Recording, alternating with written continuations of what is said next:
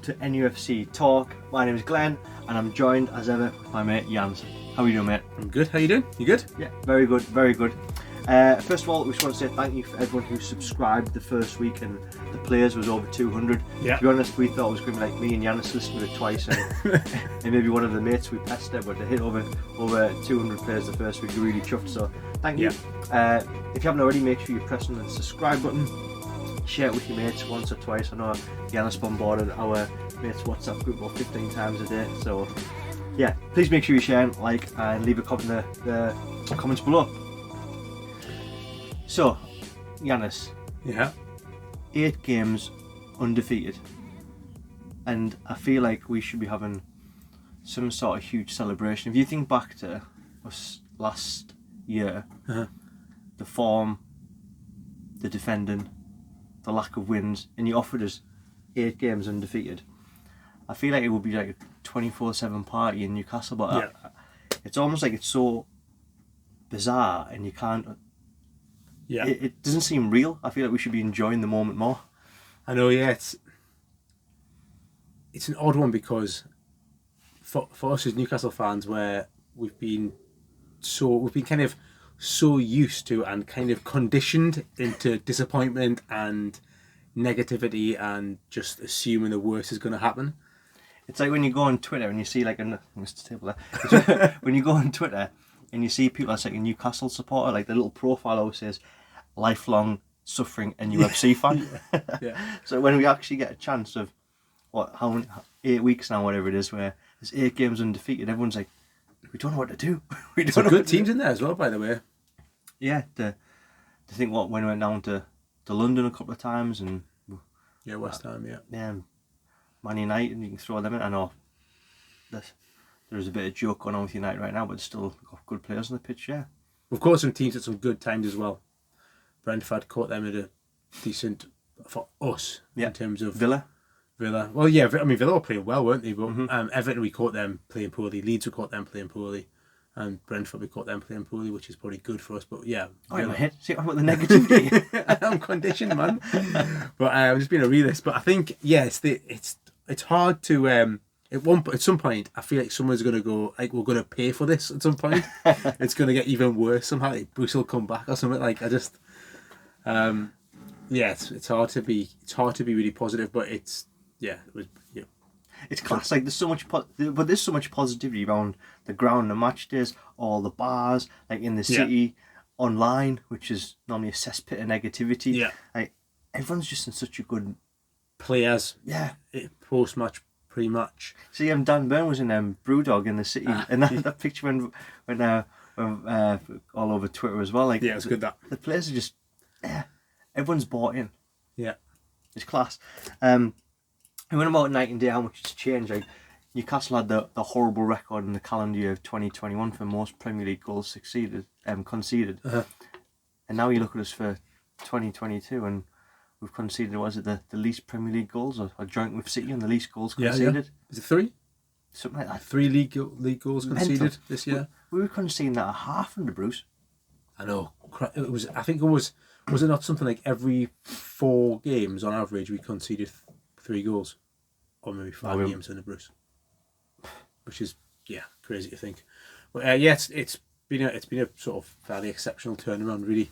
I was listening to some. I know we're going to get into the game, but I was listening to some Talk Sport earlier on, and they were saying it was Jim White and Simon Jordan with what's his name, Danny Murphy. Yeah, and Murphy, to be fair, was like defending Howe, and he was saying you've got to give Howe some praise, but Simon Jordan was just making the point that it's kind of what you would expect if you can't harness the positivity from Eddie Howe, then what you're sort of doing there. But he's pretty harsh. That I think you've got to give him a massive. If you think of the first game, was the Brentford 3-3? Brentford 3-3. Yeah, and obviously he had COVID. But the game before, if you think the game before then, just the game just post Bruce, where at Brighton 1-1, where we could have won it in the end, when Wilson got brought down by the keeper. He would have gone round him and gone through on goal. But you think of that, how we set up, how deep we were. I mean, we could have won it, but we didn't deserve anything out of the game, really. Yeah. So if you think of that sort of momentum swing, and then Cambridge, the Cambridge game, the FA Cup. Yeah. Like we still looked like the side needed a confidence lift, and it's the confidence that Eddie Howe's instilled in players like, we'll get into it in a minute, but like players like Shaw and Fraser. Obviously, Joe Litton's a big one, but Shelby. Yeah. Willock. Just mentioning Eddie Howe there, Amanda Staveley's comments this week. You wanted to talk about that, yeah? Yeah, well, I just think it's just worth bringing up. I think she obviously said that there was mention of Unai Emery and the fact that they kind of said that, looking back now, that would have been a mistake to take Emery, and Eddie Howe's the right choice. I think she wants to back Eddie Howe publicly. And she said they'd like him to be our Alex Ferguson, but which is massive praise. But yeah, I think maybe Amanda Stavey just doesn't need to say as much in the press. Just it's positive, it's good, and it's feel good. But it's at some point somebody will eat those words in 2 years' time, or 4 years' time, or 6 years, however long it is, when Eddie Howe's getting moved on and we're getting the next Pep Guardiola. Somebody will say, remember when you wanted to make... Yeah, I thought you wanted Eddie to be the... Yeah, do you know what I mean? It's just somebody will twist it. Just say less and just enjoy it. Let's just take some positivity. She wants Alex Ferguson for 25 years. She wants to win 13 Premier League titles or whatever it was. I mean, I'd take that. Yeah. I'd take that. Sorry, mate. Over the weeks, we're going to brace some positivity into you, Jan. I am positive. Yeah. I'm positive. I think this result was one of, arguably, our most positive result, I think. The best teams can win ugly and can win when they don't play well. The best teams can get a bit of a battering in a game and still come out on top. And that's that. This wouldn't happen.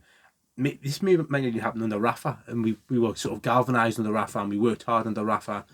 But I don't think you can sort of expect us to win this kind of game under Benitez as well. Yeah. So, with the game, Newcastle 2, Brighton 1, my father-in-law, he mentioned to me that was a bit of a backs to the wall, and it's kind of backing up the point you want to make, Jan, is these were the type of games which we would lose. Yeah. We would just completely crumble. That's it, would crumble. That would be at 4-5-1 by the end of the game. Flap, not have a clue what's going on, and be one of them games where every Newcastle fan's walking away scratching your head thinking, what on earth just happened there? Yeah. So, I agree with what you were just saying there, is this was a good result because we started beating teams which were a lot better than us. Top 10 side. I know I think Brighton's dropped out of the top half of the league now, but look at Brighton, you'd expect them to be doing a number on us, which is a horrible thing to say. Well, they've been a bit of a bogey team, haven't they, for us recently? They've beaten us 3... Didn't they beat us 3-0? Until the 1-1 draw this season, I'm sure the last 3 games were 3-0 defeats. Was it? Yeah, I think so, yeah, both home and away. Teams that move the ball really well, we always struggle with historically, I think, over the last few years. Teams that, like... Of course, Steve Bruce from the other week with West Brom, he struggled with the football. Yeah. But I think that's we genuinely have. And even back when we had a good signing on Pardew, when we went to Swansea and stuff like that, we always looked like we could never get near them if they moved the ball really quickly. So I probably wouldn't have taken a point ahead of the game because of the fact that they've been in a poor run of form, Brighton. But yeah, this is the kind of game that even if we went 1 or 2 up early doors, maybe 6 months ago, this is the kind of game that the pressure would tell and there'd be cracks and we'd end up losing or capitulating really. Because if you jump to the game, Brighton started off putting quite a bit of pressure on, and they moved shifting the ball like you mentioned, and I think it's all on Dan Burn, which we can probably do a podcast on him alone because he's almost become like a cult hero in half with 3 or 4 games or whatever. Whereas when Newcastle don't have the ball, I'm not worried. Yeah. Whereas when the past couple of seasons, whenever Newcastle didn't have the ball, I'm like really nervous every time the ball comes an hour and a half because every time it looked like we could concede. Yeah. Whereas now we just look drilled, structured. And the thing which I like the most is the new players like a Trippier before his injury, but even Burn now, and Mikey Target as well. Yeah. Like you can see them communicating. They look like they've been playing together for a long time. There's multiple leaders on the pitch. Yeah, like definitely proper leaders as well. And I think Fabian Schär's always been a pretty solid defender anyway. I always questioned why we couldn't have Fabian Schär on the side more in previous years. Whether it be in the 3 when he played one side of the cells in the 3 or in a 2, but he looks really comfortable alongside Dan Burn. They seem to complement each other well, and on the ball in possession, they both are happy with the ball, and he's obviously Dan Burn's left-footed, Schär's right-footed, so it's a good balance as well. I think the surprise for me starting lineup will probably be the one thing, the one surprise. What do you think of no ASM and no Manquillo? And I'll put it on Twitter that I personally, if they were fit, would have started them. See, this is where I think we slightly disagree. Where I'm quite happy for Maxi to be on the bench. Yeah. And come on in the second half. Well, depending on what the score is, what you need him to do in the game. Yeah. If you need the game changed, you might have to come on a little bit sooner. But for me, like, you can come on last 20 minutes, and when you need someone to carry the ball out when it's kind of everyone's got the backs against the wall, and you're launching the ball long. That's one thing he's good at. He can bring the ball out individually by himself and relieve pressure. But I know you would have him starting. Well, I just think that if you're Brighton, who would you rather face? Like, you would rather face Murphy, or would you rather face St. Maximin? But Newcastle, we've been on form, beating teams performing well, and every time we've done that, we said don't change your winning side. Yeah. So for the last 2 games when he hasn't played, we've won. No, I would. To be fair, I would concede St. Maximin. I didn't mind him being on the bench. I would have personally, if he was fit enough, I would have started him myself. But I don't mind him. The one I was a bit surprised that if Manquillo was fit enough for the bench and he was fit enough to start, I would have preferred to see Manquillo starting over Kraft. Kraft's the only one that really worries me. Do you know, even everyone's like this new lease of life everyone's got. You know, Shelby goes with his legs, but now he's got more energy about him. You know, like, obviously there doesn't seem to be many sort of. Even Dubravka looks solid, and you've been more worried about Dubravka in the past, but Kraft is still the one that I'm like. Yeah, I think he's looking better. He has looked better, yeah. He looks better, but I don't know if like Trippier stands on the sideline, literally shouting like, "Run forward, run back, 2 steps left, mark that man, tackle." Yeah. But what you call the Brighton? He's like the left wing back, the Spanish guy with the big hair, Cucurella. Yeah. Like Kraft crunched him in the first 10 minutes, and I thought, has he got to spend the whole game like dancing around the yellow card because he loves doing that. I know Kraft be the one, but all in all, obviously in hindsight, you're not going to complain now. But I think we've got to start at the start. So I would have personally had St. Maximin starting, but I didn't mind him. It was more Kraft. I'd like to see on Thursday Manquillo back in the side, but yeah, early doors, like Brighton pretty much do what Brighton do, didn't they? Like, they had the ball a lot. Yeah. And Newcastle played really on the break. Really, they had a initial break with Willock, and then the ball over the top for Fraser's volley. Yeah. Which he probably, looking back, he probably thinks I would put my foot through it. Yeah. He kind of sort of. He looked like he was trying to place it a bit too much, whereas bit of a love tap on it. Just put your laces through that one. And yeah, if it goes to the bar, fine. But yeah, try and score. But then he puts his laces through over the bar, and I was like, "Why don't you just place it? Try to hit it too hard." But how good is Fraser at the minute, man? He's just. So Fraser's been Eddie's been nominated for Manager of the Month, which if he doesn't win it, like. I know, yeah. I know. Even though Klopp's won 14 games in a row or something. So in that month, Klopp won 4-4, but Liverpool always win 4-4. So I think Eddie should win it. But Fraser being nominated for Player of the Month. Yeah. Over Joe Linton. Because when I first saw that someone had put it on, I think it was Twitter saying, "Oh, Fraser's nominated for Player of the Month." I'm like, "Oh, that's good. He must be alongside Joe Linton." That was my honest reaction. I think it's output because he's got a couple of assists and a goal and a couple of assists, hasn't he? But still, different players have different games, you know. Yeah, no, I agree. He's just our man, the Player of the Month, isn't he? He won Newcastle's Player of the Month. Joe Linton. Joe Linton? Yeah. Got a wee thing. What? brown ale and we can. No, you got our man. He got our player of the month.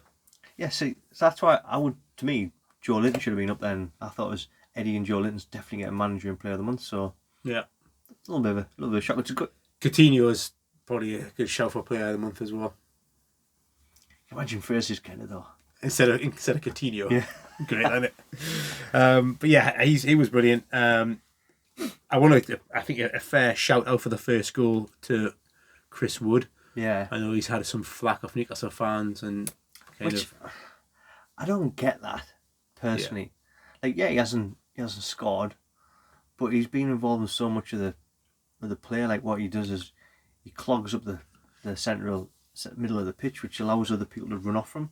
Like the goals will come over time. Like I don't know what you think. Yeah, I agree. I think the goals will come over time, whether there's enough time for him to score the goals before Wilson gets back. Plus, there's also the other point of who else would you play up front? Exactly, yeah. yeah. So need put in whinging because I don't want us to play. So just accept it. Yeah, look, we've got a choice of Chris Wood. So you choose. Play the false nine. Yeah. Get the old false nine. That's the only other option that I could see, because Chris Wood's basically played every minute, hasn't he? Mm-hmm. The only option I could see is potentially maybe Maxi goes in a false nine kind of place, which we played at. Who do we play now? Can't remember. We played it at maybe it was Everton or somebody. I can't remember. Anyway, pre Chris Wood signing, we played Maxi in a false sort of nine, didn't we? Or like probably top basically, at least for a second half, I think, and he played well. So, but yeah, I think his turn that he just doesn't really do anything. I don't know what is it Dunk? I don't know what Dunk's doing. Like he did well to get his body in to turn. He did turn him, but he didn't really like use. He just like let the ball roll past them. It was great. He just saw them like the world's slowest dummy. He was expecting him to take the ball down and control it, and then when he did. You do know, like you watch Coutinho get the ball, his feet, his little shake of his hips, and like the feathers going one way. Chris Wood just like the slowest like turn and absolutely saw the dummy, and Dunk's like that. Beep beep beep beep. Dunk's on his way, just the wrong way, and yeah. But then he obviously good way to pass for Murphy, and then obviously he blew past Kukurea. It was unlucky, Murphy. Seems like he's scored one chipped goal and he refused to shoot any other way now. All he does is all I want to do is chip the keeper. That's it. That's all I want to do. Did you see when Fraser scored the rebound? Murphy was like on the other side of the pitch. You could see like hands in his head. Yeah. That was funny. That wasn't it. And then he's like hands in his head, and then he's like, "Oh yeah, but you did score, so well done as well." So, yeah, my goal bonus. Yeah, gotta stop. Gotta get the better of those chips. And then, so that was on the 12th minute, and then the 14th minute, Fraser again involved, which, by the way, a quick point on Fraser, about a minute before, so I'd brought Pudence into my dream team, and I'd taken out, can't remember, some schmuck. So I took somebody out, and I brought into Pudence, and I was going to take Gerard Bowen out to bring Fraser in, because I was thinking 3 Newcastle players is a lot, and I've already got... I haven't thought about Mankiw because I've got Mankiw. I got Mankiw and ASM. That's why you want him in. Shock! I want to start. And you captained ASM as well. I did captain ASM. I thought he'd be Batman. So I didn't want to have 3 Newcastle players. I was worried, but then I thought actually I will do it. But then I ran out of time. So when I was like happy, but also sad that Fraser got a goal and then an assist. Yeah, that free kick. He's letting out across the ball all of a sudden. Like, well, he's been given the ball across, hasn't he? Usually it's not been him as much as it. He just wasn't played enough, was he? I don't know if he was never fit early doors. I mean, he just needed a run of games. Well, he never played the last 7 games because the season was postponed and started again. He never played those games because he was technically out of contract at Bournemouth. He didn't want to get injured for a new club, so he didn't really have any match fitness before the end of the season. And then it was a shorter pre-season, I believe, wasn't it, because of COVID that year? And then he was obviously just. He was kind of unfit and managed by Bruce, really, I guess, and just really. So yeah, I think this is the first time he's probably been. Look, you're going to start. Mm-hmm. You're part of this team, and you're going to start. So, because we haven't seen a lot of Almiron, have we? Almiron, no. I genuinely forgot about Almiron the other day. Like, bless him. Yeah, but where would you bring him in? Realistically, where would you bring him in? Who would you drop from? Like, yeah, you'd have to play him instead of Fraser. Playing him wide right if you're playing Maxi wide left. Look, we've got a run of games like four games in what was it, 10 days or something daft like that, or 4-12 or something. So I think you're going to see a bit more of... You'll see more, which is why I would potentially, if you could see Wood getting rested, because he's played a lot of football. But yeah, what a ball for Shaw's header, by the way. What a cross. Yeah, Shaw took his header really well. Yeah. Keeper no chance, and 2-0 in 14 minutes. Against runner player, by the way, as well. Mm-hmm. But very much Brighton-esque to have all the ball but do nothing with it. You saw the camera pan over to Potter, and you could see him like just frantically looking at his beard for some sort of ideas or what to do, because he's like, how have we had the ball for the entire game and found ourselves 2-0 down? I saw this is going to be a bit of a niche comment, but I saw a very good meme of it was somebody saying Graham Potter 6 games after not having Dan Burn, and it was Ian Beale when he's homeless on EastEnders. He was like cutting him out outside next to a tree. Yeah. He got his big beard, which I quite like. Very niche that one. But there you go. I think Potter was probably just thinking this is kind of what Brighton do. They just, if they don't score, they don't always score in games that they dominate, and then they get punished. Mm-hmm. But they, to be fair, this is why I think it's a really good result for Newcastle, and it's like, it's quite pleasing to have something like this. We've taken some chances, we've been quite clinical, and then we've been able to defend really sort of stoically and structured, and didn't really look like conceding all that much, really. Mm-hmm. I didn't think, it's not as if it wasn't like Pepperidge Farm. It wasn't like the good old days when Dahl was making 44 saves a match, like he's getting man the match 6 times over. It's not like that. It's like, I don't think Dubravka had that huge amount to do, really. And even the goal came from a corner, wasn't it? So Corner, yeah, dunk. I think I've watched it a few times. I think Chris Wood was supposed to be marking him, but who else are going to play? Who else are going to play? Yeah. Yeah, so there's just sometimes you defend corners, like you lose your man from time to time, so I don't think you can go too harsh on him, but if you want to blame someone, blame Wood.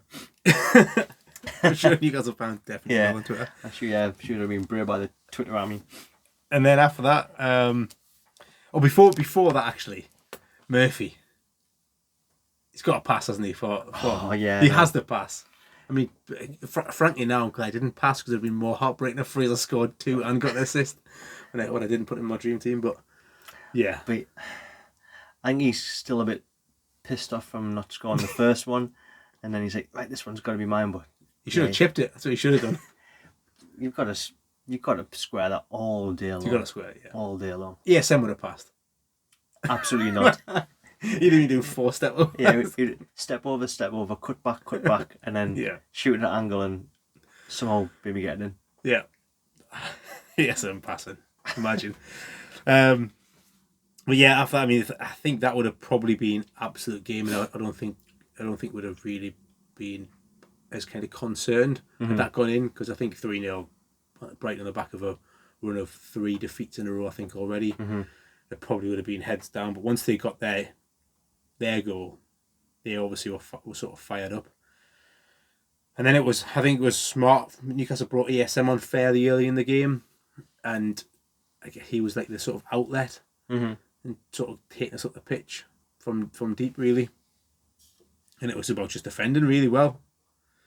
There's some hairy moments with Bruno taking like touches, taking a touch in the box, and sort of with the good old days where just shift it. And Bruno, we're not used to seeing players that are like comfortable, actual proper players that are comfortable taking the ball in the box under pressure, and be like, yeah, but I back my skills to go like around this, or like I'll just take a touch around somebody. Everyone's like panicking, like, get rid, man, Rosette. Yeah, everyone's going absolutely nuts, just get it out. Well, it's because we're not used to seeing like the players that have actually got the touch. Yeah, but you're right. It is a bizarre seeing someone like confident on the ball under pressure as well. So, like, are you still confident when Newcastle play around the back? Not quite. Yeah, yet. I'm not there yet. But like, I look at it is a different team. Like with Trippier and Byrne and Shaw, now he's got a decent team around Target like that. It's a decent back four. Yeah. So we should be, but I think it comes back to the whole like we should be enjoying this 8-game unbeaten streak more. Like we should be enjoying and feel more comfortable with our defenders being able to pass to one another. Yeah, it's such a basic of football, but our defenders are either can header it, or used to be able to just header it, foul, or just launch it long to the other keeper. It's true, like. And also, it's the off the ball stuff. It's the three in midfield, like the anchor of a Shelby. He's always got options on the ball. Mm-hmm. He's not having to try the Hollywood 80-yard pass anymore because there's options for him to find somebody who's like next to him, which is good. So, but yeah, I'm at the point where I'm getting more comfortable with this, but I'm still like, part of me's like, just shift it, man. So looking at the table, we're 7 points clear. Mm-hmm. 28 points now. Are you confident now? I was confident. I thought the Brentford game was enough. I thought the Brentford game, would then organically just pick up enough points throughout the rest of the season to get towards like 35 or something. 36. You'll not need 40 points this season. So it's been the average over the last 5 or 6 seasons. It's 35.5 points to be safe. Well, the top 6 usually pretty much take like nearly everything away from the ones that go down, don't they? Whereas that didn't used to happen years ago. Like you'd still find the odd upset and stuff. Like the top couple now, you rarely do like any teams that go down get anything from the top 3 or 4 teams at all, like home or away. So if we take the average, and I think this year will be less because the divide's so much bigger, it's 36 points to stay up 6. So we need 8 points from 12 games left. Yeah. Sorry. From this week, basically. Yeah. So you'd like to think we're up now. Can we start dreaming about where we're going to spend 250 million in the summer? I know, yeah. But I think we'll save that for another pod. What do you think? You think we're safe now? Now, yes. Yeah. Last week, I was getting there after another victory, especially the way we played. I'm just impressed we won when we didn't play our best. Yeah. And it was just a different type of performance. So, yeah, I'm confident that will stay up now. Against a team that is usually an Achilles heel kind of team for us, which makes it all the more kind of suit you, I guess. And also a good week in general for us in terms of the other relegation rivals. Yeah. Burnley got battered. Burnley should have been up about 3 at half time, yeah. And well, same as Norwich. I mean, either one, Norwich, obviously they lost, but Brentford won. But that's fine. But Norwich again, they had like 2 or 3 chances before Brentford scored, and then Watford were in the game as well. By the way, against Arsenal, I watched that game, and they were in that game as well. By the way, some good goals in that game. But yeah. So if you think of the bottom 3 that are potentially likely to go down, and then obviously Leeds, and then Everton getting battered. Yeah, as we record this, Everton's 2-0 down, but we won't pass comment in case Tottenham do with Tottenham somehow. So all in all, if you consider that, like that's arguably as good as the 3 points for Newcastle. That was all getting battered. So anything else on the game, really? Do you want to? No, I think that's it for the game. It was just a good game to win, a different type of victory. Eddie Howe's starting to get a bit more praise. There's still an odd few pundits that saying we bought our way out, which is ridiculous. I won't name the podcast, but it is one of the big ones. Is it? Yeah, and one of the pundits is still saying if you give 90. Glendenning. No, it's not him. Is it? No, it's a different pod, but you're narrowing it down though because he's on about 3 of them. So it's got a yellow from cover. I'll give you that. So if we give 90 million pounds to Bruce, he'd get the same results. I'm like, how does this guy get paid to talk about football full time? You can't. You need to look further afield than the money spent. We haven't had Trippier, who's been the best signing, by the way. We haven't had him for half the games. Bruno hasn't played 90 minutes with all these games put together. Exactly. So he's not even got to start. So and then Chris Wood hasn't scored a goal. And loses his man for the corner. And Eva's the second striker, Chris Wood.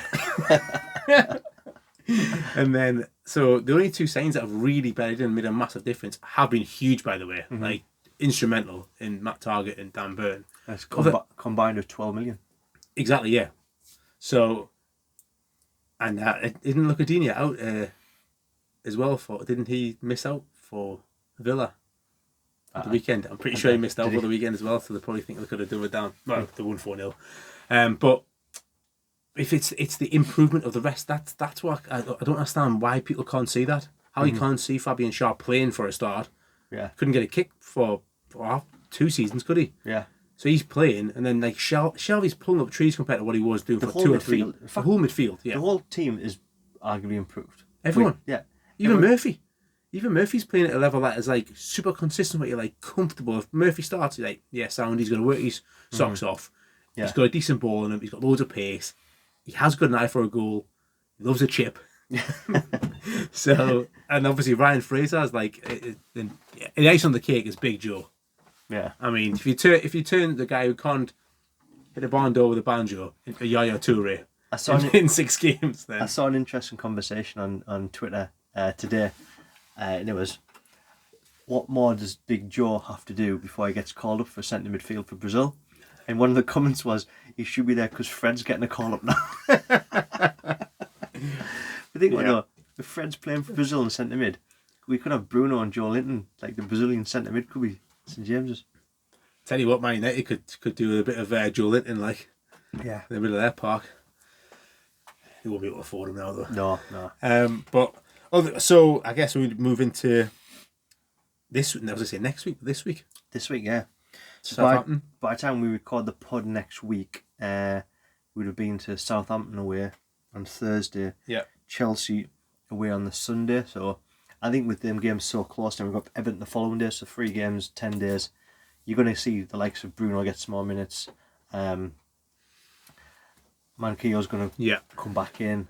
Longstaff will probably play a bit of football.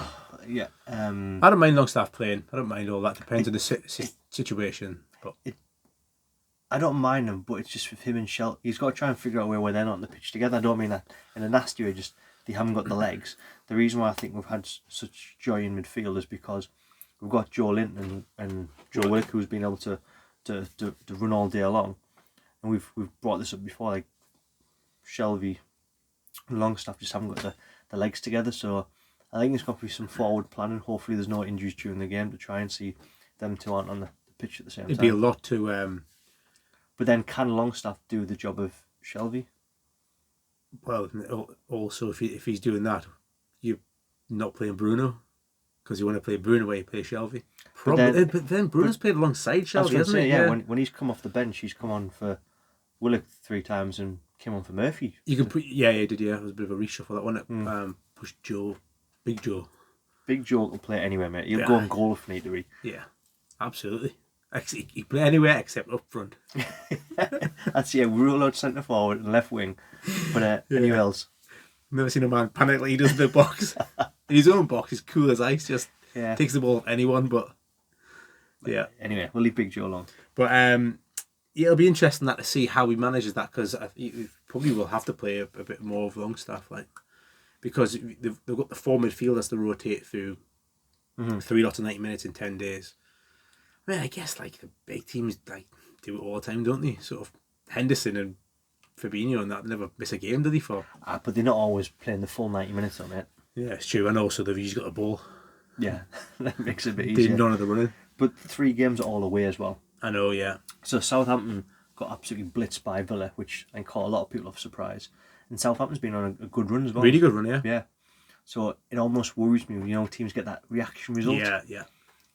So that's a blip, that, by the way. That's a blip, that, Southampton. Yeah, so going down to the light just fell down. So going to Southampton away, if I got offered a point beforehand, I think I would take a point. Yeah. Yeah, I probably would take a point as well, yeah. I think I'd take a point. I'd take 2 points out of those 2 games, by the way. The next two. Yeah, them 3 games there. And this is something which I did mention last week, and it's almost like, I don't want to say it, but do you try and look at the schedule and think, right, we've got Southampton away, Chelsea away, Everton away. Do we look at Southampton and think, right, we can get a point there? Chelsea not write it off and play a weakened team there, because you don't want to lose momentum, but then go for the Everton game, because I think we could do Everton away. But then again, it's just like you're kind of risking the momentum. Yeah. Versus, what if you go to Everton and you get a battering, or you don't get a win? I just think you play your best team you can on the day, and you worry about the next game when it comes around, and you see how players pull up. But You rotate where you can. Like I'll probably bring ASM back in for this one. I'll probably bring Manquillo back in for this one. At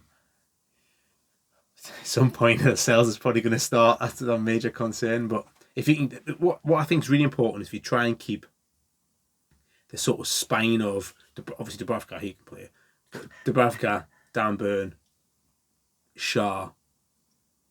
You really want to try and keep that midfield three together as best you can, or maybe Shelby drops out and Bruno comes in and plays as is the sort of deep role. Or you keep Shelby and you play Bruno ahead instead of Willett maybe, but I don't know if Bruno's really got the legs for that. He's a holding midfielder that likes to get on the pitch, but he's a holding midfielder. But he's showing lots of energy. So, but I think you just beat what's in front of you. I think once you start worrying about too much about thinking about rest players for that Chelsea game, for that Everton game coming up, I just think it's... Because the Palace game was the one after that. That's been rescheduled now because they got through in the Cup. So I'm not sure where we're at after that. So the one on the 20th being rescheduled. So there is going to be that week break. So do you just go going home like, look lads, you have to work your nuts off for the next week. You got 3 games, crack on. Yeah, unless anyone's redlining and anyone's sort of in the point where Hammy's about to pop, then fair enough. But like, if I just think you just assess how people pull up. They're clearly fitter than they used to be. They're clearly like Joe Willock's the prime example for me. Like I used to think he used to have no legs left by like sort of 60 minutes, 70 minutes. Yeah, 70 minutes, like 70, 75 minutes. I think he's going to be struggling here, but he looks like he could go on. I might have thought how you thought in terms of go for every game, see what you can put together. But listening to David Moyes at the weekend, I don't know if you saw the interview. Sam Matterface asked him about do you not regret strengthening your squad? You got a small team and you seem to be like going for every game, and David Moyes said, I'm just going to play the best players every week and see how I get on. And I thought that's just a warning sign considering how they're like now dramatically dropping off and just players maybe injured. Yeah, and they rely on one striker. At the minute we are relying on one striker because everything we do not everything we do, but a lot of what we do is structured. Like it would change if you played ASM up top. It would change how we would play. You have a lot more pacing behind, but you wouldn't have somebody dropping off and popping it off like Wood can, or stick Lascelles up top. No. That would be, that's my concern. That if I see a team sheeting Lascelles is back in the side, like club captain, but get him shipped out. So we've got Southampton, Chelsea. You take 2 points? Absolutely, aye, definitely. What, going 10 games unbeaten? Not a shit at Stamford Bridge getting a point. I cannot see it if I'm being honest. No? No. Not with Reece James back. Just gives that natural balance to the side that the way Tuchel likes to play. They've missed that without him, and he was obviously class again in the weekend. Havertz playing well. Depends if they play Lukaku. Dan Burn will have him in his pocket again. So I don't know. What would you take? Southampton's winnable, by the way. We can't win. Southampton is winnable. Christ, we should have beaten them with St James. Remember that? Yeah, I know. They absolutely battered us. Then somehow we're 2-1 up. 10 seconds to go and drew 2-2. I'm almost thought of do we go for Southampton? Do we go for Everton? Them 2 games are winnable. Not rest the team, but put out a weakened team for Chelsea. If we get through Southampton, win or draw, that's 9 games unbeaten. If we get beat at Chelsea away, it's not going to upset everyone. It's not going to be everyone's throwing the tires out the pram we've lost 1 game in 10. Yeah. Then go Everton away with the starting 11 he wants.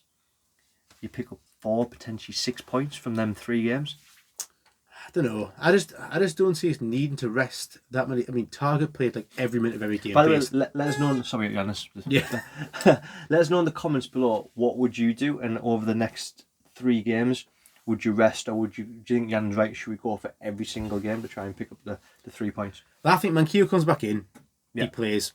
Matt Target seems to be. He played basically every minute last year for Villa. Never missed a game, I don't think. So I think the back four's fine. Let's be honest. Centre-halves don't do any running, does he? Let's go through the starting 11, where we're going to have to rest players out and rotate, etc. So Dubravka's fine. Manquillo and Kraft can cover right back. Yeah. Target, I agree. I think he could do a full. And also Manquillo can play left back if need be. So I think Tiger could do the full job at left back for the 3 games. Danburn and Shah, you're right. I don't want to downplay centre halves, but just stand there and hit the ball, man. I think they could do the full 3 games as well, knowing that we've got a week for them to recoup before the next one. Up top, because I think midfield's the biggest conversation. Let's go midfield first. That's the biggest conversation. Yeah, I think at some point you're probably gonna have to see Bruno start. Joe Linton's a beast. He could probably do all of it. If Bruno, Joe Linton seems a real natural athlete. Yeah. So he seems like he's a guy that relies on playing a lot of football, and he covers so much ground. It's outrageous, man. So I think he'd probably be sound. I think the potential change you could do is, do you play Willock and Joe in front of Bruno in one of the games, and then you bring Shelvey on later on, maybe for Willock, pushing Bruno out into that place because he hasn't played as much football. He's probably got more minutes in his legs to play, and then Shelvey comes. Just trying to rotate those. Or you bring in Longstaff. Bruno at the Holden. Longstaff has played in the middle before. I don't agree with that, but I'm just trying to think of other combinations you could put together. So no, it's funny with Longstaff because I've seen him play further forward in cup games, and obviously against worse opposition, he played really well. And I've seen him play deep in some games and play really well alongside likes of Shelvey. But I just don't think he's got the energy and the legs in him. Like those two are doing so much graft. Like the first chance that Newcastle got yesterday, at the weekend, was Willock bursting down the right hand side and putting the ball over the top for Fraser's volley. Mm-hmm. Longstaff's not blown past people. We were getting a lot of ball carrying out of Joe Linton and Joe Willock that we just wouldn't get. So it's a different dynamic to the midfield 3 having. You probably arguably say that Longstaff maybe a better pass to the ball than the two of them in terms of. You can see a pass. He's more in the mould of Shelvey. It's going to change the shape in the middle. So you're going to have Shelvey's holding, and you've got Joe and Joe either side. Yeah. Whereas if you brought Longstaff on, you're going to have Joe kind of up there, and you're going to have Shelvey. It's going to switch the 3 from like almost. You're asking Big Joe Linton to do even more graft. So that's you know when Leicester won the league and they used to play Canty on the left, Drinkwater in the middle, and Canty on the right. It's true. Joe might have to do that. Yeah, it's true. I don't know. The only other thing is potentially push Bruno slightly further forward and ask him to try and do the hard yards that Joe Willock is doing. I think Joe Linton is the. How am I even saying this? I don't understand how I'm saying this, but Joe Linton is the one that I'm really like. I don't think we can live with that. Canty, forget Canty. If he starts against Stamford Bridge, what should be gobbled up by Joe Linton? I think Joe Linton's love. The way we went and celebrated in front of the Newcastle fans of Brentford, which was class. Yeah. I think he's seen every game as a challenge to say, look, I can prove myself again. Like I'm loving all the attention I'm getting. So, him going to Stamford Bridge, this could be like the next thing. He just wants to go and prove himself. Let me go and prove another set of fans wrong.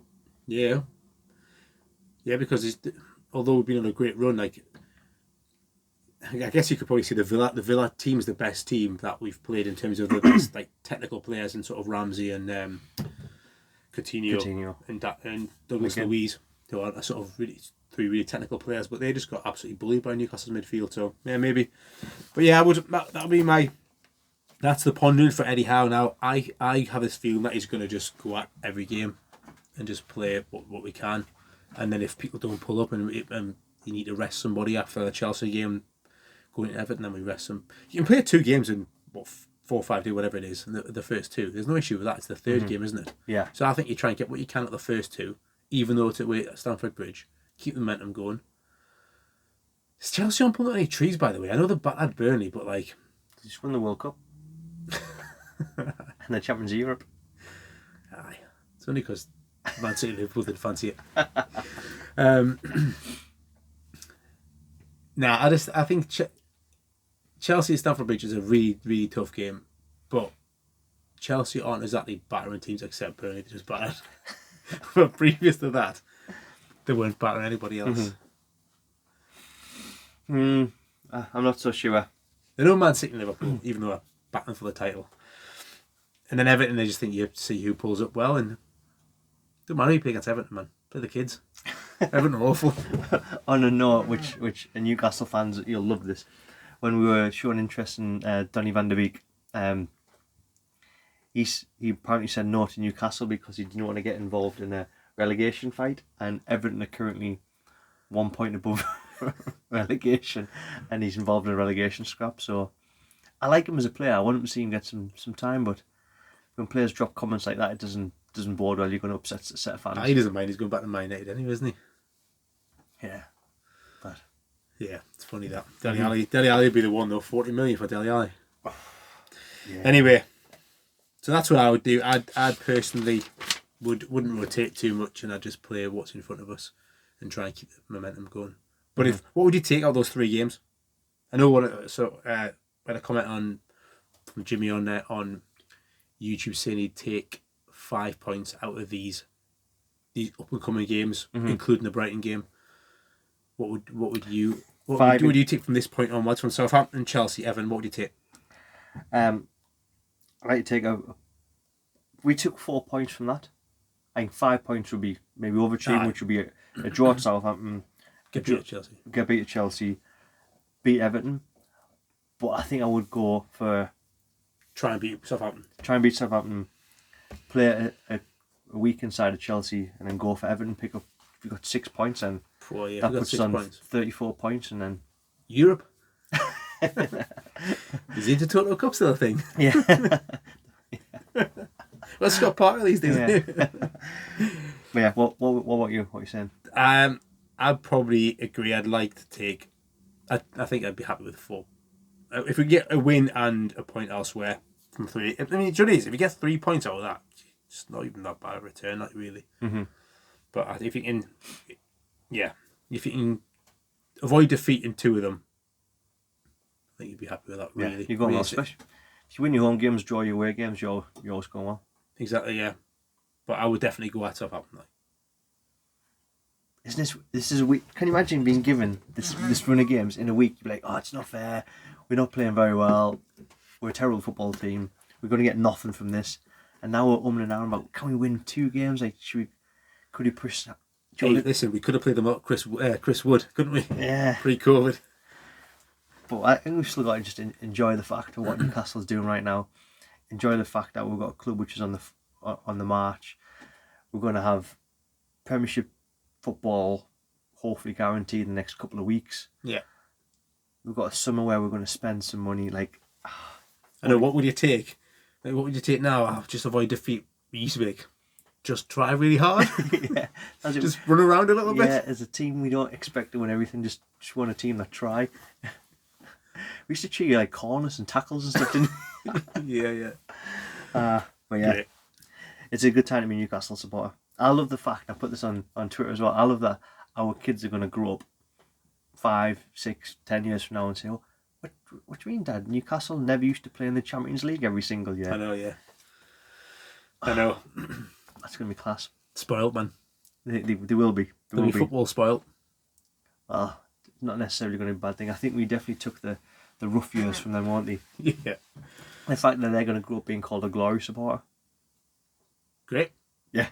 But I wish I was a Man U fan. No, maybe not Man U. Whoa. Maybe not Man U. Yeah. Easy. Imagine growing up being like... Please don't unsubscribe or turn the video off. Yanis didn't mean it. Imagine, do you know all the people I went to school with that were Man U fans? Mm-hmm. I was secretly super jealous when they were Man U fans. But when they used to enjoy weekends and, and games and winning trophies. Yeah. Just like all the kids come through, it's always awesome all of a sudden. Yeah, we've got loads of stuff. He's alright. Times are changing, mate. The times are changing. But yeah, I think that wraps up, yeah. So thank you very much for everyone who's watched, listened on the podcast. You can get us on YouTube. You can get us on Spotify. If you haven't already, make sure you're whacking that subscribe button. Leave a comment below on your thoughts. We've got the Twitter page, which is going to be going up tomorrow, which is the Tuesday. Facebook. The Tuesday. The Tuesday of the week. The Tuesday of the week. And we've got Jan's going to be going into their world of Facebook too. Yeah. So yeah, thank you for all your support so far. Make sure you like, subscribe. Busy week ahead for Toon fans. Me and Jan will be jumping into Twitter as well to be commenting as we're watching the game. If you want to catch us on Twitter, my handle is Glen_NUFC. And I'm at Yanis NUFC. Cool. So have a great week. It's a positive week for Newcastle again, and we'll catch you really soon.